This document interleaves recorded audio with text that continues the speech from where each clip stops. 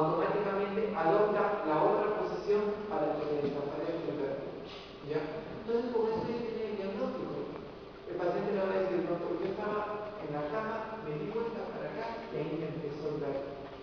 O quise agarrar y ahí me empezó el vértigo. ¿Ya? Entonces ya tienen vértigo posicional. ¿Ya? Con imposibilidad de mantener la cabeza en la posición que lo desencadenó. ¿Cuál es la causa? En la mayoría de los casos es idiopático. Y lo otro es que es la causa más frecuente del vértigo periférico. Cuando tengan un vértigo periférico, lo primero que tienen que pensar es en esto, ¿ya? Vértigo posicional. Lo segundo que tienen que pensar es en la enfermedad de Meniere, ¿ya? Y después ya las otras enfermedades. Muy bien. ¿Qué sigue acá? ¿Qué dice? Yo les había dicho que el vértigo periférico tiene tres características. ¿Cuáles son? Asociado. Completo y asociado. ¿Asociado a qué? Síntomas auditivos. Muy bien. El vértigo posicional para el síntoma no tiene síntomas auditivos. ¿Ya? Entonces, esas son las características generales, ¿no es cierto? Del cuadro vertiginoso periférico. Pero, ahora, cada enfermedad tiene una característica particular, ¿no? Por ejemplo, la característica del vértigo del VPFB es que no tiene síntomas auditivos, pero es periférico. ¿Ya? Es periférico. ¿Por qué? ¿Por qué no tiene síntomas auditivos? ¿Ah? ¿Por qué da eso? El vértigo posicional. A ver, ahorita les explico cómo se da. ¿Ya? ¿Qué es lo que ocasiona? Aparece en todo el grupo de edad, pero a veces generalmente son personas adultos mayores. ¿Ya? Muchas veces la mayoría son adultos mayores. Puede durar, el tiempo de duración es variable, puede haber un solo episodio, puede durar un solo día, una semana, ¿ya? Eso varía, ¿no? Y la otra característica que es recurrente. ¿Qué significa? El paciente tuvo el cuadro vertiginoso, durante una semana estuvo con el cuadro, ¿no? Se le pasaba, le venía, se le pasaba, hasta que ya dejó de tener síntomas. Pero quizá dentro de 6 meses, 7 meses, otra vez, ¿ya? O dentro de un año, o dentro de 5 años. Pero menos intensa. No, puede ser con la misma intensidad. Sí. ¿Ya? Por eso se llama paroxístico, ¿cierto? Posicional, por el cambio de posición, y paroxístico porque es un cuadro recurrente. Y benigno porque dentro de las causas, pues es algo banal, ¿ya? Salvo que sea una enfermedad que no se pueda controlar. Entonces ahí ya tendríamos que empezar a sospechar, por ejemplo, en un neurinoma del acústico. ¿Ya? Un neurinoma del acústico tiene varias formas de presentación. ¿Ya? Puede ser que una de ellas sea así. Entonces, en este paciente lo podemos controlar, tratar, pero si el cuadro repite muchas veces y no se controla, tenemos que pedir una resonancia, ¿ya? Para descartar eso. Dentro de las causas, idiopática, pero en algunas personas se lo ha relacionado, por ejemplo, con la existencia de algún traumatismo, ¿ya? Algún golpe en la cabeza, ¿ya?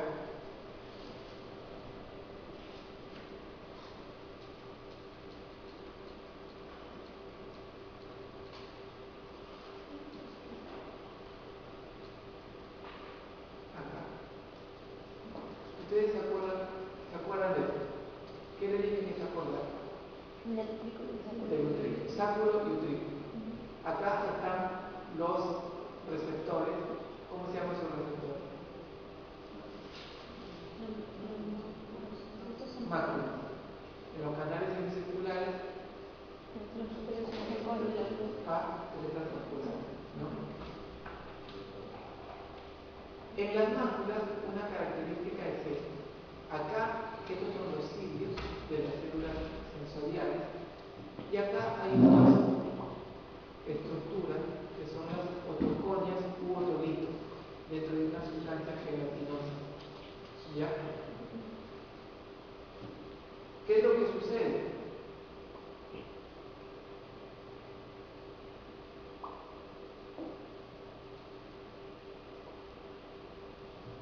Dentro de la etiología, antecedentes de traumatismos, operaciones de rodilla. A veces puede haber un vértigo posicional con enfermedad de Meniere, ¿ya? Después, es decir, la enfermedad de Meniere deja como secuela un vértigo posicional, una neuronitis deja como secuela un vértigo posicional, un TEC, un traumatismo cefalocraniano puede dejar como secuela un vértigo posicional. ¿Ha pasado por neurocirugía? El paciente, y en la clase de TEC, no sé si por ahí se les habrá explicado, por ahí queda como secuela un cuadro de inestabilidad, de ver, queda un vértigo posicional, ¿ya? Hasta que va siguiendo. El estrés también, ¿no? El estrés, no. Sí, no. El estrés puede estar relacionado, en este caso no tanto, en esta enfermedad, pero con otras enfermedades sí. Con el Meniere sí, por ejemplo. ¿Ya? Con un cuadro de contracturas musculares sí te genera un vértigo posicional, pero no paroxístico benigno. El vértigo posicional también puede ser un vértigo por insuficiencia vértebro-basilar. Por ejemplo, hay una alteración de la circulación, contractura cervical, muscular, ¿no? El estrés te puede llevar a eso, ¿ya? El paciente cambia de posición, levanta y le produce vértigo, ¿ya? Pero ahí hay que empezar a diferenciar si es un problema vértebro-basilar, un problema cervical, o si es un vértigo posicional paroxístico benigno. Porque a mí me dio eso, pero cuando inicié la universidad, pero después ya comencé a adaptarme y me dejó de...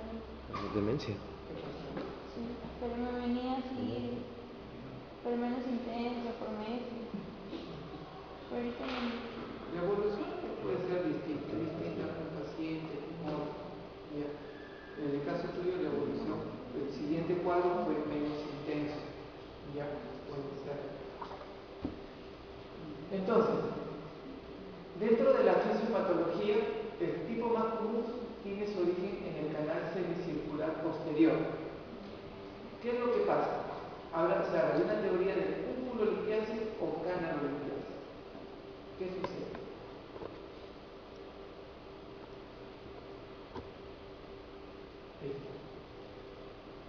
Sáculo y utrículo. ¿Qué había acá?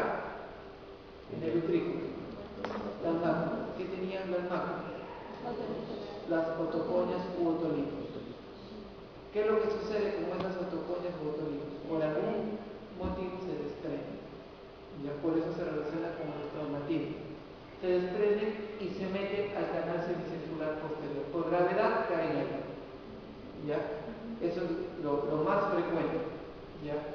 A los otros puede meterse, pero es mucho más difícil. Entonces, el paciente cambia de posición y se mete las piedritas ahí. Al meterse las piedritas ahí, el receptor que está acá, la cresta angular, lo único que tiene que percibir es el movimiento de la hidrolinfa, un movimiento centrífugo o centrípeto, nada más. ¿Ya? Pero si entra algo extraño, una sustancia, una piedra ahí, entonces lo va a percibir como algo distinto y se va a interpretar en el sistema nervioso central como vértigo. ¿Ya? El paciente lo interpreta, acá hay algo raro, entonces se ocasiona eso, ¿no? Y las teorías hablan de que o que las piedritas se desplazan por todo el canal, se llama canalolitiasis, que sería lo más frecuente, o que se quedan pegadas a la cúpula, cupulolitiasis, que sería lo menos frecuente. Entonces, este paciente, por ejemplo, tiene una cupulolitiasis porque están pegadas, y este canalolitiasis porque está desprendido, ¿no? Al cambiarlo de posición, las piedritas siguen pegadas y acá ya se desplazan por el canal, ¿no? ¿Cómo diagnosticamos esta enfermedad?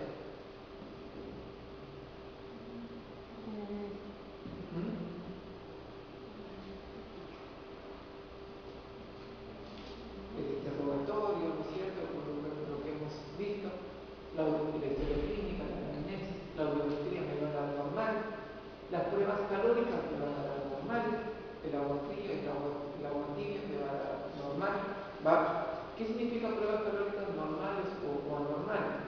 El paciente de hoy, ¿qué fue? ¿Fue normal o anormal? Que lo generó la nistagmus. Normal. Normal.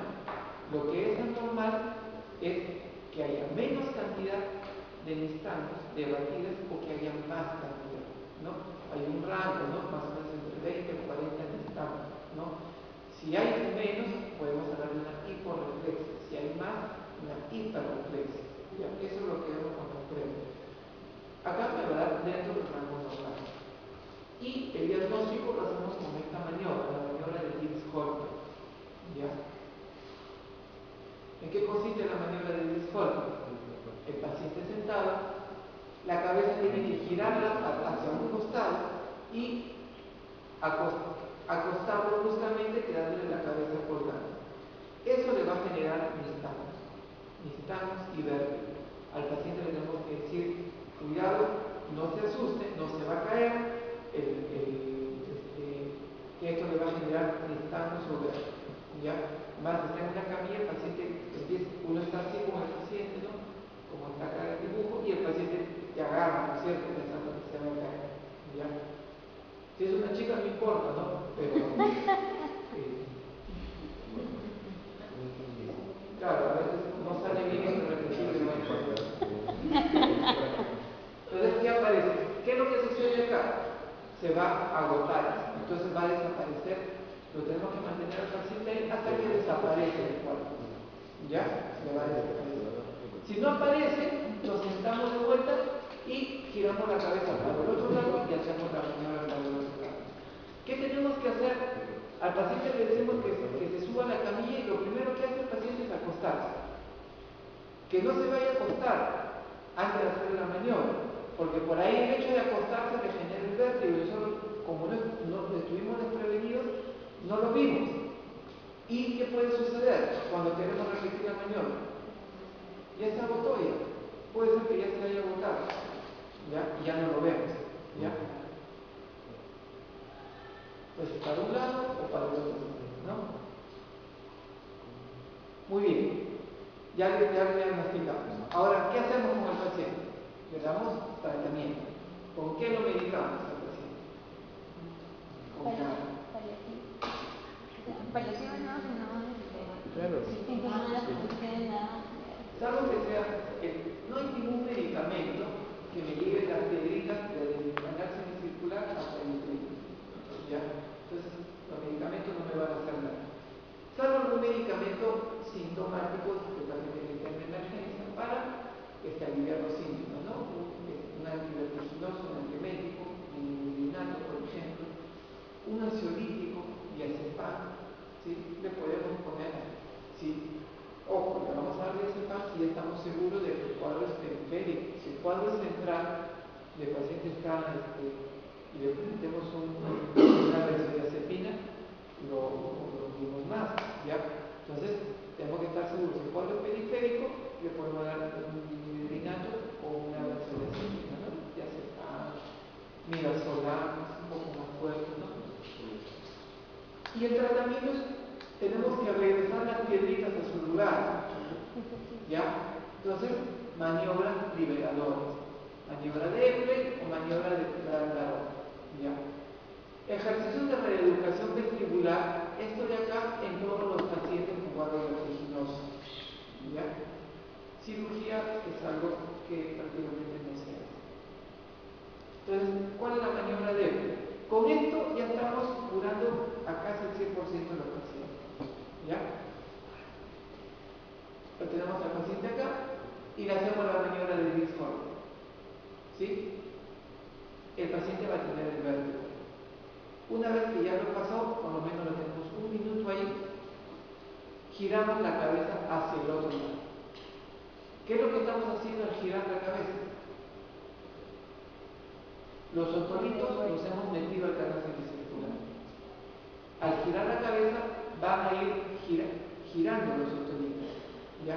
Van a ir desplazándose por el canal semicircular. Y tenemos que seguir girando la cabeza hasta que mire el piso, y hemos dado vuelta a todos los otolitos hasta que regrese hacia el utriculo, ¿ya? ¿Se entendió? ¿No es cierto? ¿Sí? ¿Sí? Entonces la idea es darle vuelta a toda la cabeza para que las piedritas regresen a su posición. Y después se sientan. Un minuto en cada lado. Más o menos un minuto en cada posición.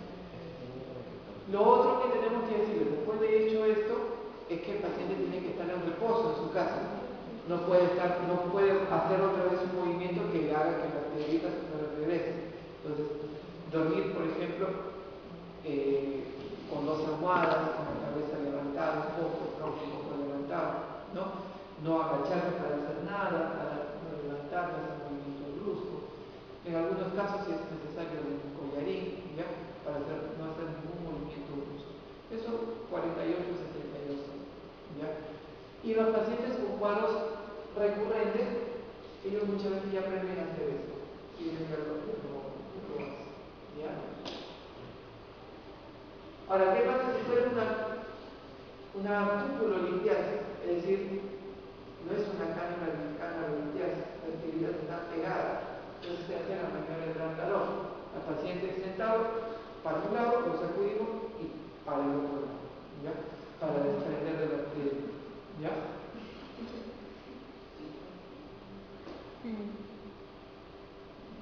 Cirugía, algunos experimentalmente hacen esto, cerrar el canal semicircular para que la piedrita no se desplace, pero tiene el riesgo de lesionar la audición, ¿no?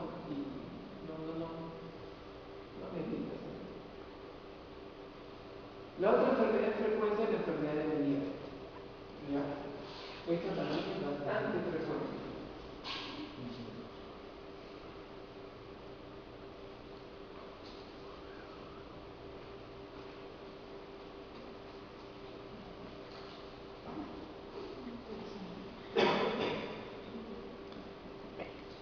Omar, pues sí, no tienes esto. Y tú no tienes deuda.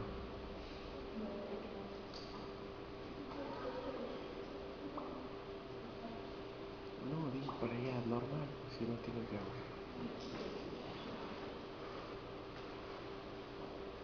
La enfermedad de Meniere afecta al laberinto membranoso. El sustrato patológico es lo que se conoce como hidropesía endolinfática.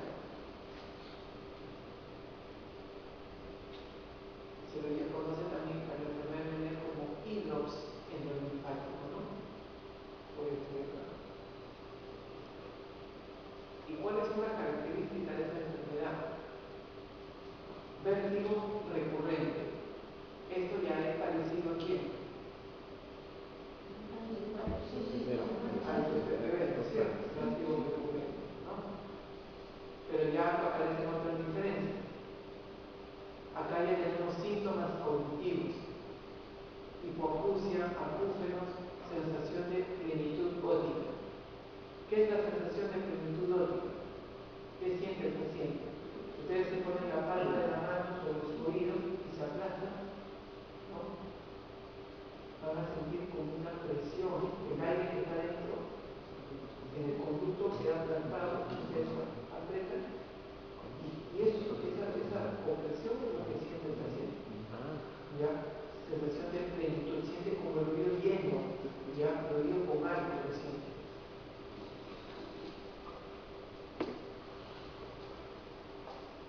El 80% son unilaterales, pero el 20% puede hacerse bilateral. Causas, como casi todo en otorrinolaringología, no se conocen las causas. Ayer, por ejemplo, la hipoacusia súbita, las causas no son muy claras, esto es más o menos parecido, ¿ya? Se habla de causas vasculares. Se ha relacionado la alergia, muchos pacientes con enfermedad de Meniere son alérgicos, tienen rinitis alérgica, metabólica,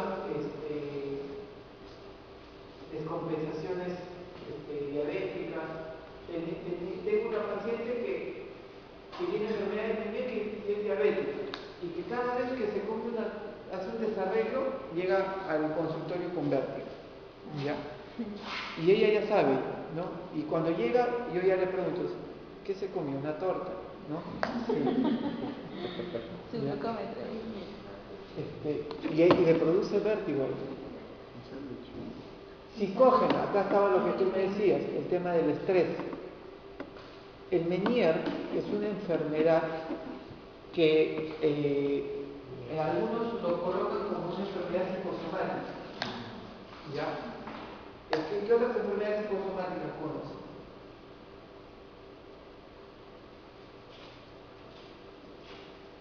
¿Ya? ¿También? ¿La migraña? No. ¿Sí? No. Psicosomática. Síndrome convertido. Psoriasis, dermatitis, Sí. Lupus.